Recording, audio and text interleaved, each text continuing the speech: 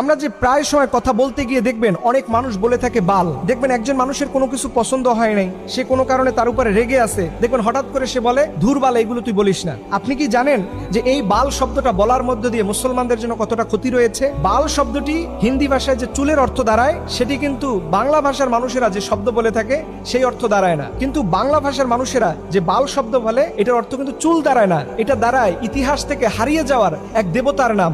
যেই দেবতার সম্পর্কে আল্লাহ পাক আমাদেরকে সতর্ক করে বলেছেন 37 নম্বর সূরার 125 নম্বর আয়াতে, যে তোমরা বাল দেবতার অনুসরণ করো না। আল্লাহ পাক বলছেন আতাদউনা বালাউ ওয়া তাযারুনা আহসানাল খালিকিন। আল্লাহ বলছে তোমরা কি বালকে ডাকবা এবং সর্বশ্রেষ্ঠ স্রষ্টাকে তোমরা কি ভুলে যাবা, পরিত্যাগ করবা? এই বাল শব্দটা আল্লাহ পাক কোরআনের মধ্যে বলেছেন। এই বাল শব্দটা সেমিটিক শব্দ, যার অর্থ দাঁড়ায় দেবতা বা স্রষ্টা, বা আমরা যে আল্লাহ বলে সম্বোধন করি ঠিক একই রকম অর্থ দাঁড়ায়। এটা আসলো কোথা থেকে?